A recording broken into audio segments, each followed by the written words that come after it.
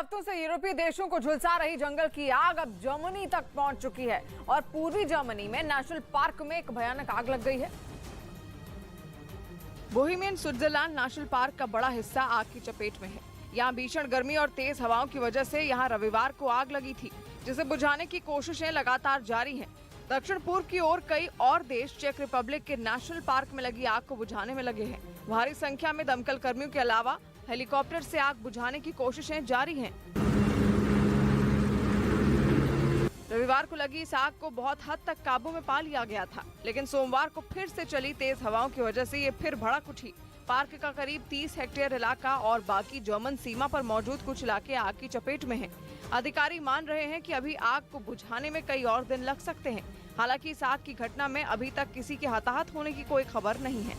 West Bank में Israel की सेना ने अपने सुरक्षा कर्मी की हत्या करने के 2 आरोपियों के घरों को ध्वस्त कर दिया, जिसका एक वीडियो भी सामने आया, जिसमें एक घर धमाके के साथ पूरी तरह तबाह होता नजर आया। वहां हुआ विस्फोट इतना जोरदार था कि पूरे इलाके में उसकी गूंज सुनाई दी। इजरायल की सेना के जवान घरों को उड़ाने से पहले पूरी तैयारी करते दिखाई दिए। उन्होंने सबसे पहले घरों के अंदर कई जगहों पर बमों को फिट किया और फिर खुदाई करने वाली मशीन से इमारत के बाहरी हिस्से को तोड़ा। इसके बाद जवानों ने एक एक कर दोनों घरों को ध्वस्त कर दिया। वेस्ट बैंक के एक इलाके में बने दोनों घरों में जैसे ही विस्फोट हुआ, चारों तरफ धूल और धुएं का गुबार छा गया। असल में बीते 29 अप्रैल को वेस्ट बैंक में इजरायल के एक सुरक्षा कर्मी की गोली मारकर हत्या कर दी गई थी, जिसके बाद से इजरायल की सेना के जवान गोलीबारी करने वालों की तलाश में जुटे थे। लेकिन जैसे ही उन्हें पता लगा कि आरोपियों का घर उनके कब्जे वाले इलाके में ही है, उन्होंने बिना देरी किए उनके घरों को उड़ा दिया। अरविंद केजरीवाल ने सोमनाथ मंदिर में पूजा की। गुजरात में इस साल के आखिर में होने वाले विधानसभा चुनाव के बीच दिल्ली के सीएम अरविंद केजरीवाल राज्य के दौरे पर पहुंचे, जहां उन्होंने सोमनाथ मंदिर में पूजा की। नासिक में पंचवटी एक्सप्रेस के एसी कोच में कुछ यात्री छाता पकड़कर सफर करते नजर आए। बताया गया कि इस कोच में पानी लीक हो रहा था। एथलीट नीरज चोपड़ा चोट की वजह से कॉमनवेल्थ गेम से बाहर हो गए। वो विश्व एथलेटिक्स चैंपियनशिप के फाइनल में घायल हो गए थे। मध्य प्रदेश में भी लगातार जारी बारिश एक तरफ मुसीबत बनी हुई है और लोग बेहद परेशान हैं, वहीं ग्रामीण इलाकों में बारिश से होने वाली बीमारी भी मुश्किलें बढ़ा रही है। बाढ़ग्रस्त इलाकों में समय पर दवाएं और स्वास्थ्य कर्मियों के न पहुंचने से मुश्किलें खड़ी हो रही हैं। यहाँ के श्योपुर इलाके की कुछ तस्वीरें सामने आई हैं, जिसमें बाढ़ के पानी के बीच कुछ लोग मरीजों को ट्यूब में बिठाकर ले जाते दिखाई दे रहे हैं। बताया जा रहा है कि गाँव में अज्ञात बीमारी की वजह से करीब 20 लोग बीमार हो गए, जिनमें से 5 की हालत नाजुक है। लेकिन किसी स्वास्थ्य कर्मी के गांव न पहुंचने पर लोगों ने खुद ही मरीजों को ट्यूब पर बिठाकर अस्पताल तक पहुंचाया। भीषण बारिश होने की वजह से कई इलाके बाढ़ग्रस्त हो चुके हैं, जिसकी वजह से गांवों का संपर्क मुख्यालय से कट चुका है और ऐसे हालातों के बीच बीमारी भी फैल रही है। लेकिन इन गाँवों तक कोई भी चिकित्सीय सुविधा नहीं पहुँच पा रही और लोगों को खुद ही कोशिश कर अस्पताल तक पहुँचना पड़ रहा है, जिसमें बाढ़ के पानी को पार करना सबसे बड़ी चुनौती है। इधर पूरी तरह कंगाल होने की कगार पर खड़ा पाकिस्तान अब अपनी सरकारी संपत्तियों को बेचकर पैसा जुटाने की तैयारी में है। इसके लिए पाकिस्तान ने उस अध्यादेश को मंजूरी दे दी जिसमें सरकारी संपत्तियां दूसरे देशों को बेची जा सकेंगी। शहबाज सरकार ने यह फैसला देश पर बढ़ते कर्ज के बोझ को कम करने के लिए लिया। मतलब यह कि दूसरे देशों के हाथों पाकिस्तान बिकने के लिए तैयार खड़ा है, या यूं कहें कि पाकिस्तान की आर्थिक हालत इतनी ज्यादा खराब हो चुकी है कि वो कंगाल होने की कगार पर पहुंच चुका है और इसी वजह से पाकिस्तान दूसरे देशों को अपने देश की संपत्ति बेचने के लिए मजबूर हो गया है। पाकिस्तान सरकार ने देश को दिवालिया होने से बचाने के लिए intergovernmental commercial transactions ordinance 2022 को मंजूरी दे दी, जिसके तहत सरकारी संपत्तियां दूसरे देशों को बेची जा सकेंगी।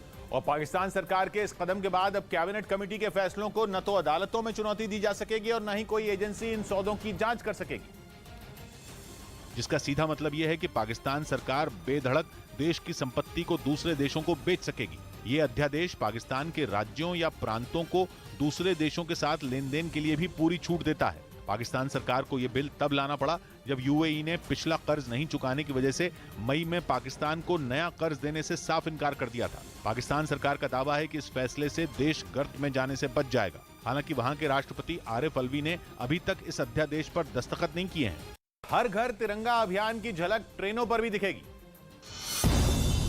रेलवे भी सरकार के हर घर तिरंगा अभियान में शामिल हो गई। इसके तहत रेलवे ने ट्रेन के इंजनों और डब्बों पर तिरंगा लगाने का ऐलान किया। महाराष्ट्र के नासिक में 2 बदमाश एक महिला की सोने की चेन छीनकर फरार हो गए। बिहार के गया में एक मछलियों से भरा ट्रक पलट गया, जिसके बाद वहां लोगों में सड़क पर गिरी मछलियों को लूटने की होड़ मच गई। पाकिस्तान की सेना की 15,000 फाइलें चोरी होने की खबर है। ये फाइलें पाकिस्तान की सेना की टॉप सीक्रेट बताई जा रही हैं। दावा यह है कि कुछ हैकरों ने वहां की सेना के कंप्यूटरों में सेंध लगाकर ये सीक्रेट हासिल कर लिया, लेकिन पाकिस्तान को लग रहा है कि ये काम करने वाले हैकर हिंदुस्तान के दोस्त हैं और अब तक वो हैकर हिंदुस्तान में ही बैठे हुए हैं। ये बात मानने वाला अकेला पाकिस्तान नहीं है, बल्कि चीन भी है। हैकर हिंदुस्तान के हों या न हो, हिंदुस्तान में हों या न हो, लेकिन हिंदुस्तान के दोस्त हैं, इसमें कोई शक नहीं है, क्योंकि भारत के दोनों दुष्ट पड़ोसी ऐसे हैकरों से बुरी तरह परेशान हैं। चीन और पाकिस्तान हैकिंग की इन घटनाओं के बाद माथापच्ची करने में लगे हैं। दावा यह किया जा रहा है कि इन हैकरों ने केवल डेटा चोरी नहीं किया, बल्कि जानबूझकर अपने निशान भी छोड़े। मतलब पाकिस्तान को यह बताया कि उनके सिस्टम को हैक किया जा चुका है। चीन भी इन हैकरों का शिकार बन चुका है। चीन का दावा यह है कि हैकरों ने पिछले महीने उसकी सेना से जुड़ी कई वेबसाइटों को हैक किया। चीन ने तो यह तक दावा किया था कि हैकर केवल डेटा चोरी नहीं कर रहे, बल्कि एनर्जी से जुड़ा पूरा इंफ्रास्ट्रक्चर ही तबाह कर रहे हैं। लेकिन चीन और पाकिस्तान दोनों को सबसे बड़ा डर इसलिए है क्योंकि ये दोनों देश मिलकर एक बड़े प्रोजेक्ट पर काम कर रहे हैं, जो इन हैकरों का सबसे बड़ा निशाना माना जा रहा है। खबर है कि चीन और पाकिस्तान मिलकर साइबर स्पेस में एक बड़े प्रोजेक्ट पर काम कर रहे हैं। जिन संस्थानों की हैकिंग हुई, उनका कनेक्शन भी साइबर सिक्योरिटी से ही बताया जा रहा है। इसीलिए चीन और पाकिस्तान को डर यह है कि भारत ही उनके प्रोजेक्ट की हैकिंग के पीछे है। पिछले महीने चीन की सरकार के मुखपत्र ग्लोबल टाइम्स में तो दावा तक कर दिया गया कि हैकर भारत में ही छिपे हुए हैं। अब तक ये हैकर पाकिस्तान की एयरफोर्स, वहां की सेना और खुफिया एजेंसी ISI की वेबसाइटों को टारगेट कर चुके हैं। दूसरी तरफ चीन की सेना की कई एजेंसियां हैकरों का निशाना बनी। चीन तो दावा कर चुका है कि उसके इंफ्रास्ट्रक्चर प्रोजेक्ट से जुड़ी जानकारियां भी चोरी की गई। इसलिए चीन और पाकिस्तान को शक भारत पर ही है।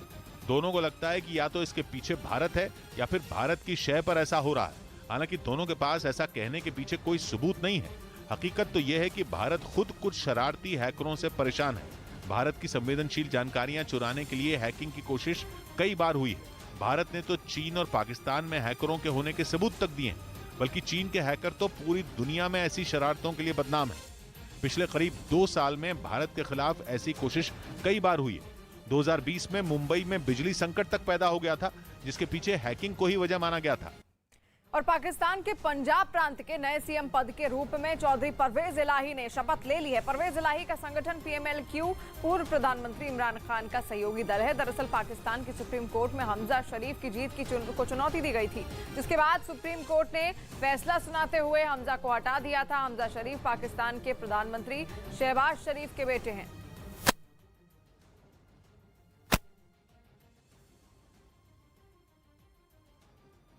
गुजरात के बोटाद और अहमदाबाद में लोगों को शराब के नाम पर जहरीला केमिकल पिला दिया गया। ये हालात तब हैं जब गुजरात में दशकों से शराबबंदी लागू है। जहरीली शराब पीने की वजह से 37 लोगों की मौत हो चुकी है, जबकि 20 से ज्यादा लोगों का अस्पताल में इलाज चल रहा है, जिनमें कुछ की हालत गंभीर बनी हुई है। इस घटना के बाद अहमदाबाद क्राइम ब्रांच ने देर रात जहरीली शराब बनाने वाले मुख्य आरोपी जयेश, उसके साथी संजय और पिंटू को गिरफ्तार कर लिया। पूछताछ के बाद पुलिस ने बताया कि आरोपियों ने शराब के नाम पर लोगों को सीधा केमिकल पिला दिया था। पुलिस के मुताबिक अहमदाबाद के एमोस नाम की एक कंपनी में जयेश गोदाम मैनेजर के तौर पर काम करता है, जहां मिथाइल अल्कोहल नाम का जहरीला केमिकल तैयार किया जाता है। आरोप है कि जयेश ने 200 लीटर केमिकल गोदाम से बाहर निकाला और फिर इसे अपने रिश्तेदार संजय को 60,000 रुपए में बेच दिया। इसके बाद संजय, पिंटू और बाकी लोगों ने मिलकर इस जहरीले केमिकल को शराब के नाम पर लोगों को बेच दिया और आरोप है कि इसी केमिकल को पीने की वजह से लोगों की जान चली गई। उधर मुक्केबाज लवलीना की कोच को खेल गांव में एंट्री मिल गई। इंग्लैंड में कॉमनवेल्थ गेम्स की तैयारियों में जुटी मुक्केबाज लवलीना की कोच संध्या गुरुंग को वहां खेल गांव में जाने की इजाजत मिल गई। एक दिन पहले लवलीना ने ट्वीट कर यह मुद्दा उठाया था। एनडीए के उपराष्ट्रपति पद के उम्मीदवार जगदीप धनखड़ ने सुप्रीम कोर्ट में अपना नया चेंबर लौटा दिया। कुछ दिन पहले सुप्रीम कोर्ट की नई इमारत में वकीलों के लिए चेंबर अलॉट किए गए थे, जिनमें वकालत कर चुके धनखड़ का नाम भी शामिल था। हरियाणा के नूंह में पुलिस ने डीएसपी सुरेंद्र सिंह को कुचलने के मामले में 3 और आरोपियों को गिरफ्तार कर लिया। कि चीन अपनी किसी हरकत को छिपा नहीं पाएगा। इस बीच राजस्थान में भारी बारिश की वजह से कई जिलों में बाढ़ जैसे हालात पैदा हो गए। जोधपुर में तो सिर्फ 2 घंटे में ही ऐसी बारिश हुई कि पूरा शहर पानी पानी हो गया। वहां के एक बाजार के बीच से गुजरते बारिश के पानी ने लोगों को दहशत से भर दिया। और वहां से आई तस्वीरों को पाकिस्तान के कराची में भी बारिश से हालात बिगड़ते लगातार जा रहे हैं और लोगों के घरों में पानी अब भर गया है, लेकिन उनकी सुध लेने वाला वहां पर कोई भी नहीं है। बारिश और बाढ़ ने पाकिस्तान के कराची में भी तबाही मचाई है। कई बस्तियों में बारिश के बाद सड़कों पर लबालब पानी भर गया है। मकान दुकान सब पानी की जद में आ गए हैं। लोगों को घरों से बाहर निकलने के लिए तगड़ी तगड़ी पानी में होकर गुजरना पड़ रहा है। बच्चे बांस की नाव बनाकर पानी से गुजर रहे हैं, लेकिन शासन प्रशासन कोई सुध लेने वाला नहीं है। हर साल बारिश होती है, यही हाल आता है। कोई हुकूमत का नुमाइंदा कोई भी नहीं आता, कुछ भी करने, कुछ भी नहीं। बस ऐसे ही डूबे होते हैं, खुद ही निकालते हैं पानी तो निकल जाता है। फिर ये तो हर साल यही काम है। लोगों के घरों में पानी इतना भर गया है कि बर्तनों से पानी बाहर निकालना पड़ रहा है। घर में रखा सब सामान पानी ने अपने आगोश में ले लिया है। अब तो लोगों ने अपने घरों की छतों पर अपना आशियाना बना लिया है और खाना पीना सब मकानों की छतों पर ही हो रहा है। इस बीच खबर आई कि यूक्रेन के राष्ट्रपति जेलेंस्की ने पुतिन के सैनिकों को खुला ऑफर दिया कि अगर वो अपने देश के लड़ाकू विमान चुराकर यूक्रेन लाते हैं तो बदले में उन्हें अच्छी खासी रकम इनाम के तौर पर दी जाएगी। और रकम भी छोटी मोटी नहीं, बल्कि एक लड़ाकू विमान के लिए $2 मिलियन यानी भारतीय रुपयों के हिसाब से करीब 16 करोड़ रुपए। रूस की खुफिया एजेंसी FSB के मुताबिक यूक्रेन के इस प्लान में उसका साथ नेटो देशों के खुफिया एजेंटों ने भी दिया। वहीं रूस ने दावा किया कि उसकी फौज के कई सैनिकों से यूक्रेन के एजेंटों ने एक डील करने की कोशिश की, जिसके तहत उन्हें रूसी सेना के Su-24, Su-34 या Tu-22 लड़ाकू विमानों को यूक्रेन को सौंपना था और उसके बदले में उन्हें मोटी रकम के साथ ही यूरोप के देशों में रहने के लिए घर और सुरक्षा की गारंटी दी जा रही थी।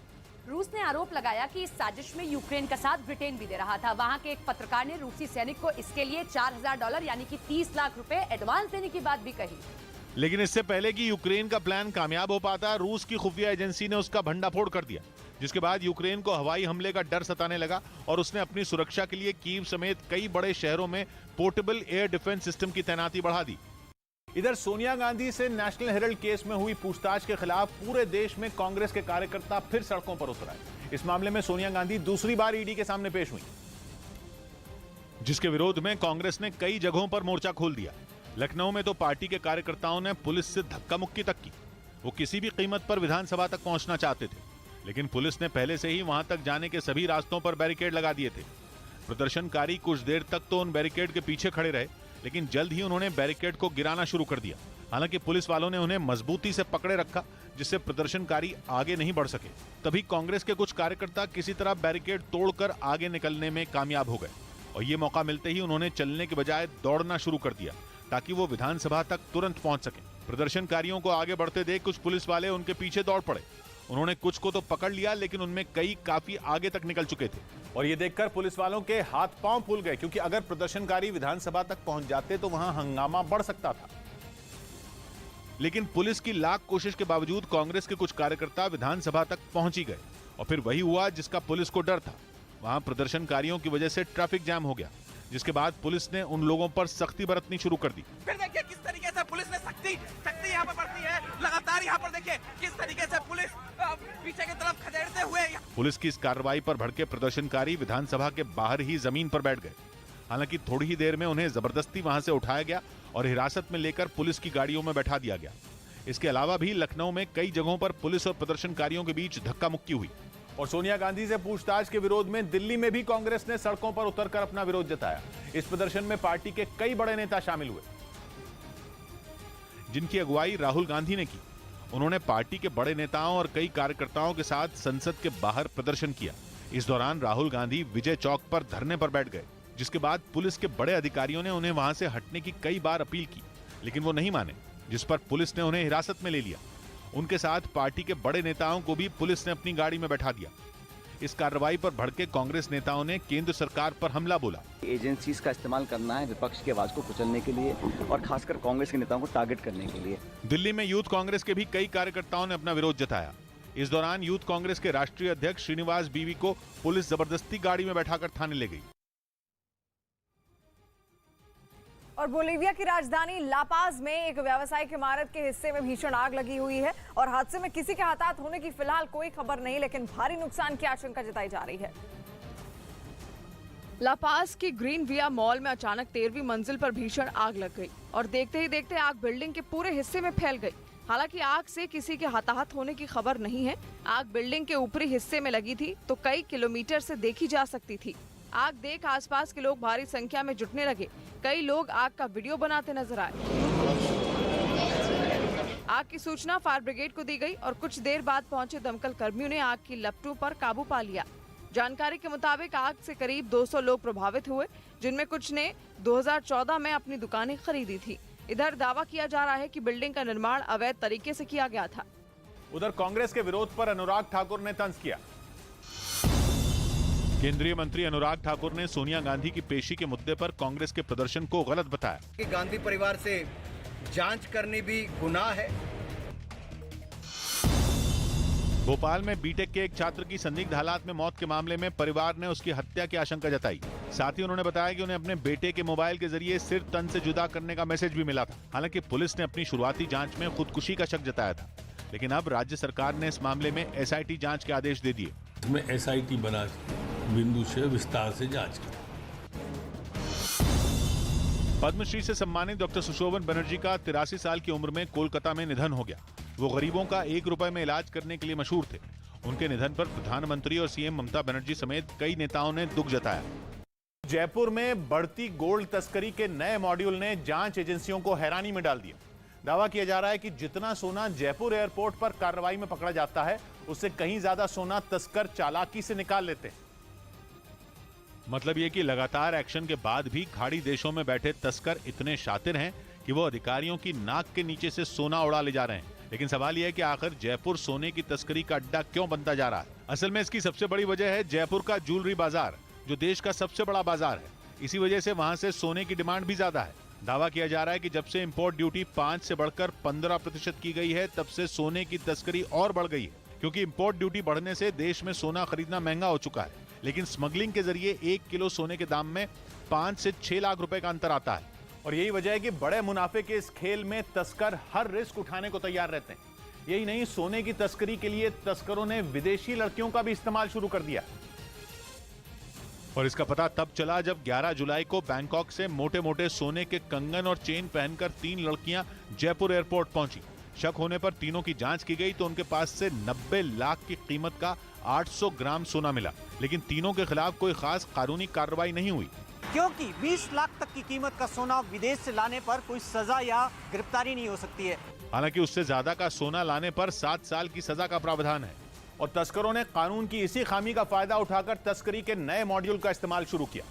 पुलिस का दावा है कि बड़े मुनाफे के इस कारोबार में विदेश से आने वाले मजदूर भी सोना तस्करी से जुड़े, जिन्हें तस्करों की तरफ से पैसों का लालच दिया जाता है।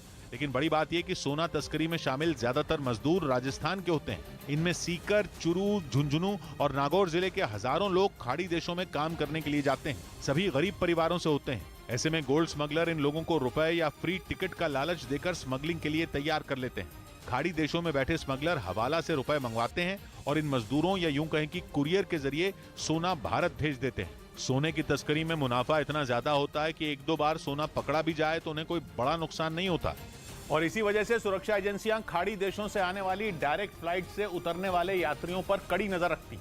हालांकि तस्करों ने इसका भी तोड़ निकाल लिया और अधिकारियों को गुमराह करने के लिए स्मगलर सोना लेकर आने वाले लोगों को कनेक्टिंग डोमेस्टिक फ्लाइट से जयपुर भेजते हैं। इसी वजह से उन पर एजेंसियों की नजर कम पड़ती है। जैसे दुबई से आया एक यात्री पहले मुंबई एयरपोर्ट पर पहुंचता है और फिर वहीं से जयपुर की फ्लाइट पकड़ता है।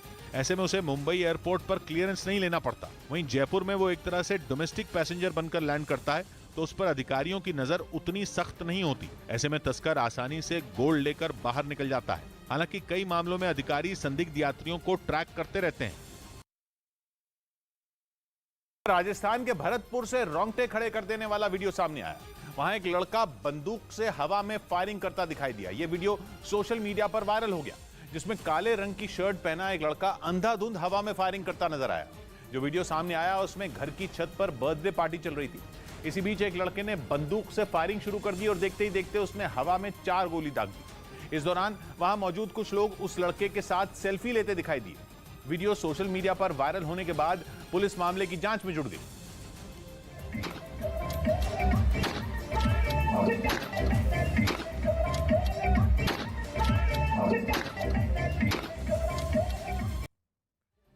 2025 में होने वाले महिला क्रिकेट विश्व कप की मेजबानी भारत करेगा। आईसीसी ने भारत की मेजबानी को लेकर महिला क्रिकेट वर्ल्ड कप का ऐलान कर दिया है। इस क्रिकेट वर्ल्ड कप में 8 देशों की टीम हिस्सा लेंगी, जिनके बीच कुल 31 मैच खेले जाएंगे। तो मेजबानी अब इसकी भारत करेगा और भारत में वर्ल्ड कप मेजबानी करने वाला है। महिला क्रिकेट वर्ल्ड कप की मेजबानी भारत की ओर से की जाएगी। 8 टीमें इसमें शामिल होंगी और कुल मिलाकर 31 मैच खेले जाएंगे। वहीं महाराष्ट्र के यवतमाल से एक रोंगटे खड़े कर देने वाला वीडियो भी सामने आ रहा है, जिसमें सड़क के ऊपर बहती हुई नदी को पार करने के चक्कर में एक शख्स बह गया। वहां पर पिछले कई दिनों से हो रही मूसलाधार बारिश की वजह से सड़क पर सैलाब आ गया, लेकिन इसके बाद भी कुछ लोग जान जोखिम में डालकर सड़क के ऊपर आए सैलाब को पार करने की कोशिश करते दिखाई दिए।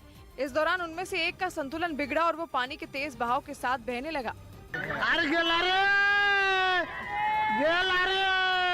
उसे पानी के तेज बहाव के साथ बहता देख सड़क के पास मौजूद एक शख्स ने अपनी जान की परवाह किए बिना दौड़ते हुए पानी में छलांग लगा दी।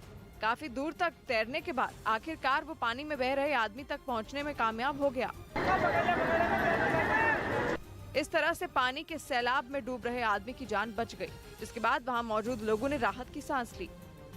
और नेशनल हेराल्ड मामले में कांग्रेस अध्यक्ष सोनिया गांधी से आज भी पूछताछ होगी। कांग्रेस अध्यक्ष सोनिया गांधी को आज लगातार दूसरे दिन ईडी ने बुलाया है। करीब 11 बजे से फिर पूछताछ होगी। इससे पहले कल शाम को ईडी की पूछताछ खत्म हुई थी। उनसे 2 राउंड की पूछताछ अब तक हो चुकी है, जिसमें सोनिया गांधी से करीब 55 सवाल पूछे गए। दूसरी ओर पूछताछ के खिलाफ कांग्रेस ने जोरदार प्रदर्शन किया। वहीं पार्टी सांसदों के साथ राहुल गांधी विजय चौक पर प्रदर्शन करते हुए शामिल भी हुए थे।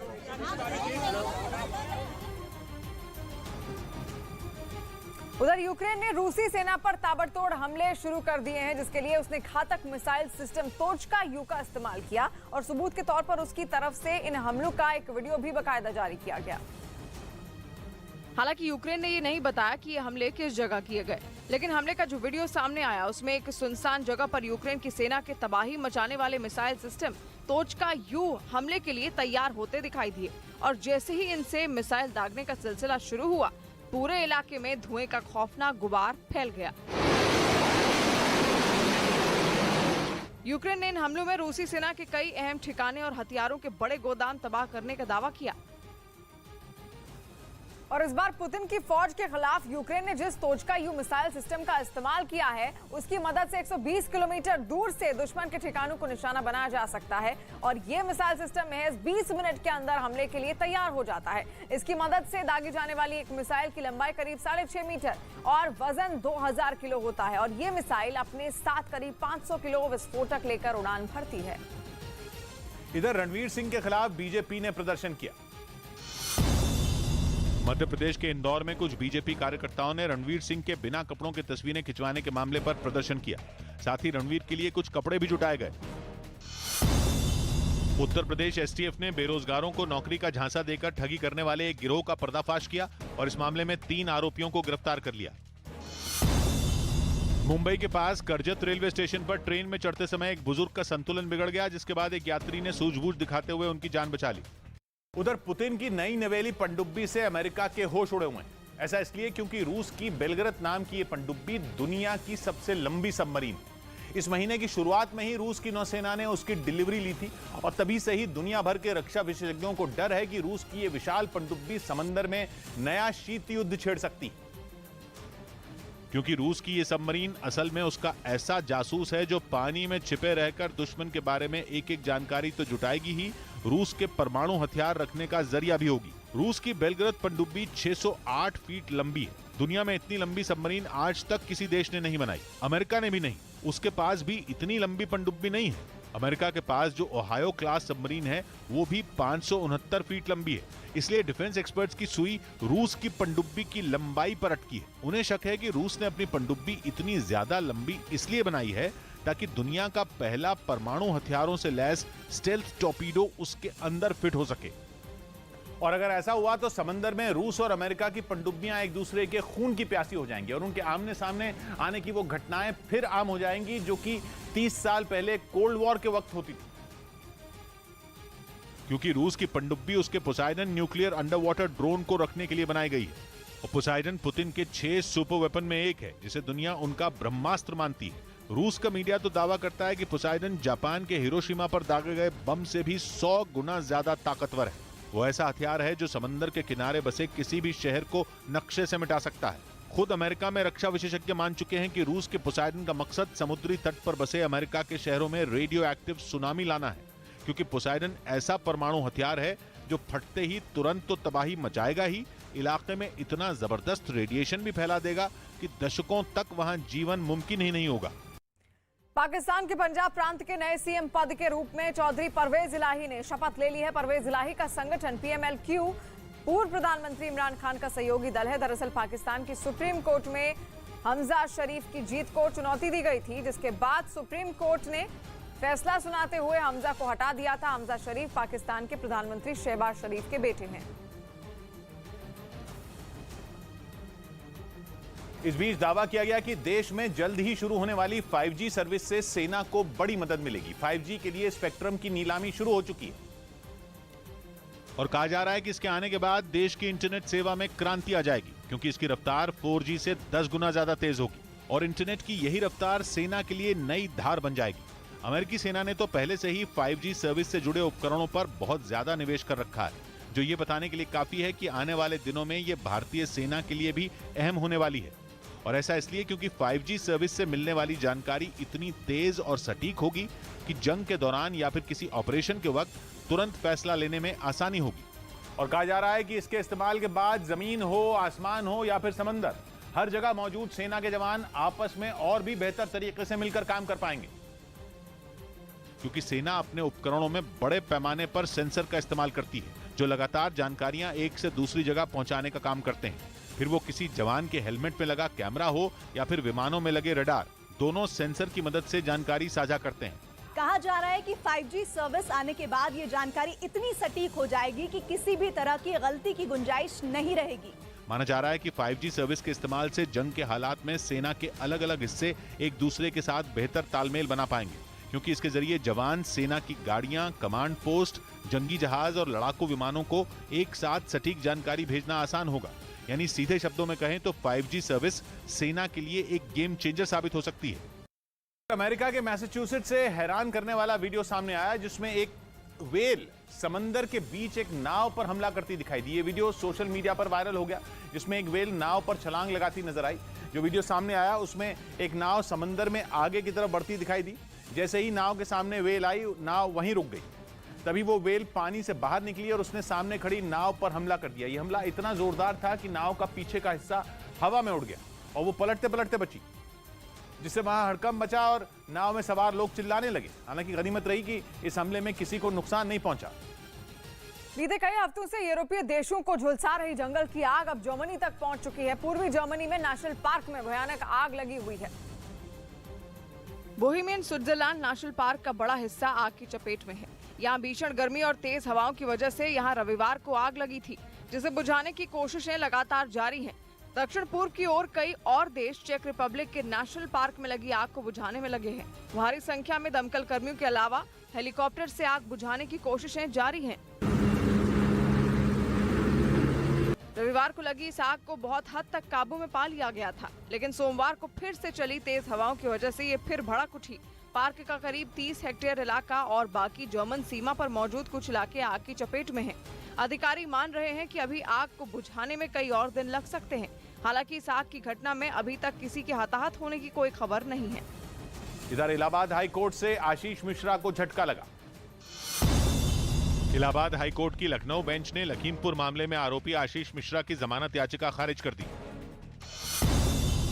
राजस्थान के हनुमानगढ़ में एक ट्रक में आग लगने से उसमें बैठे क्लीनर की मौत हो गई। टीम इंडिया और मेजबान वेस्टइंडीज के बीच भारतीय समय के मुताबिक शाम 7 बजे से तीसरा वनडे मैच खेला जाएगा। पश्चिम बंगाल के दुर्गापुर में कॉन्डम का नशे के लिए इस्तेमाल करने का हैरान करने वाला मामला सामने आया। दावा किया जा रहा है कि दुर्गापुर में छात्र कॉन्डम का इस्तेमाल शराब बनाने के लिए कर रहे हैं, जिसकी वजह से दुर्गापुर में दवा की दुकानों पर अचानक कॉन्डम की बिक्री कई गुना बढ़ गई। दावा यह है कि छात्र महंगी दारू के विकल्प के तौर पर कॉन्डम का इस्तेमाल कर रहे हैं। पहचान छुपाकर कुछ छात्रों ने भी ये बात मानी। कॉन्डम में भिजा के जल पीने से, पानी पीने से वो तो एक अच्छा नशा होता है। दवा की दुकान चलाने वाले भी बिक्री बढ़ने की वजह जानते हैं। दावा किया जा रहा है कि किसी भी फ्लेवर्ड कॉन्डम को 10 से 12 घंटे तक पानी में भिगोकर रखा जाता है। ऐसा करने से वो पानी में शराब जैसा नशा घोल देता है। इसी तरकीब का इस्तेमाल छात्र बड़े पैमाने पर कर रहे हैं। इसके चलते कॉन्डम की जो मांग वो बढ़ गई है। इस बात की खबर स्वास्थ्य विभाग को भी है, लेकिन इसे रोकने में वो भी लाचार है। दावा किया जा रहा है कि छात्रों का ये प्रयोग उनकी सेहत के लिए काफी खतरनाक साबित हो सकता है, क्योंकि दावा यह किया जा रहा है कि नशाखोरी का यह तरीका युवाओं के शरीर को पूरी तरह से खोखला बना सकता है। डॉक्टरों का कहना है कि यह एक ऐसा नशा है जो जानलेवा भी साबित हो सकता है, क्योंकि फ्लेवर्ड कॉन्डम में फ्लेवर के लिए अरोमा का और अल्कोहल का इस्तेमाल किया जाता है। इसे पानी में लंबे वक्त तक भिगोने से पानी में अल्कोहल घुलने के अलावा कुछ और गैसें भी बनती हैं। ये ऐसी गैस होंगी जो इंसान के दिमाग पर बहुत बुरा असर डाल सकती हैं। ये ऐसा बर्ताव करेंगी जिसका अनुमान तक लगाना मुश्किल है। इसके अलावा प्लास्टिक भी इतने वक्त तक भीगने की वजह से जानलेवा हो सकता है, पानी में कुछ कण छोड़ सकता है। डॉक्टरों का साफ कहना है कि ऐसे पानी को शराब समझकर पीना ठीक ऐसा ही है जैसे फर्स्ट यूज प्लास्टिक को खा लेना। रबड़ भी है इसके साथ, और ये अगर पानी में ये घुल गई तो प्लास्टिक वाला जैसा साइड इफेक्ट जिसकी हम अभी बात कर रहे हैं, मोदी जी ने बैन किया है, तो फर्स्ट यूज प्लास्टिक की तरह ही बिहेव करेगा।